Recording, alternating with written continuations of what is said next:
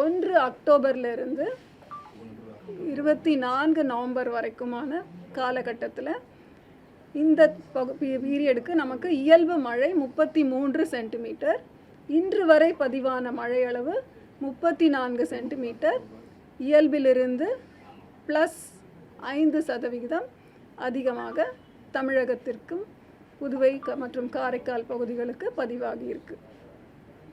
மாவட்ட வாரியாக பார்த்தோன்னா லார்ஜ் எக்ஸஸ் என சொல்லப்படுவது தென்காசி மற்றும் திருநெல்வேலி மாவட்டம். குறைவான மழைப்பதிவுன்னு பார்த்திங்கன்னா ஒரு 7 மாவட்டங்கள், திருப்பூர், கரூர், திண்டுக்கல், சேலம், பெரம்பலூர், செங்கல்பட்டு மற்றும் சென்னை ஆகிய 7 மாவட்டங்கள் டெஃபிஷியன்ட் ரெயின்ஃபால். அப்போ அடுத்து வரும் நாட்களுக்கான கனமழை எச்சரிக்கை குறித்து இப்பொழுது பார்க்கலாம்.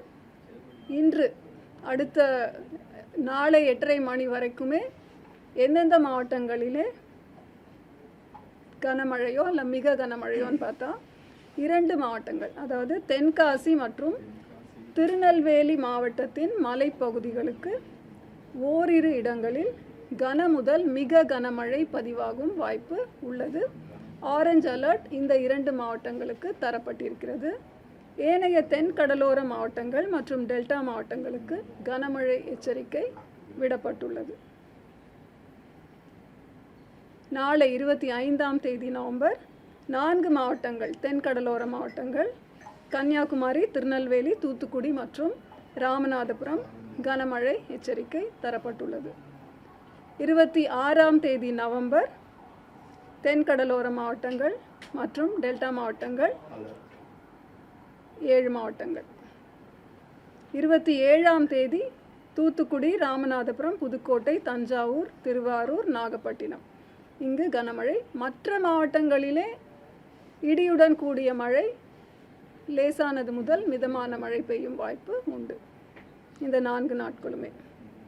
அப்புறம் 28ஆம் தேதியை பொறுத்த வரைக்கும், அதாவது இன்றைய தேதியிலே வளிமண்டலத்திலே இருக்கின்ற சுழற்சிகளின் மாற்றங்களை கண்காணித்து அடுத்து வரும் நாட்களுக்கான மழை குறித்து இந்த எச்சரிக்கை தரப்படுகிறது. நாளை எப்படி அது மாறும், அந்த மாற்றங்களுக்கு ஏற்றாற் போல இந்த கனமழை எச்சரிக்கை குறியீடு செய்யும் மாவட்டங்கள் சிறிது மாறும் வாய்ப்பு உண்டு. ஸோ அதன் அடிப்படையில் 28ஆம் தேதிக்கு 3 மாவட்டங்கள் மற்றும் காரைக்காலுக்கு மிக கனமழை, அதாவது ஆரஞ்ச் அலர்ட் விடுக்கப்பட்டுள்ளது.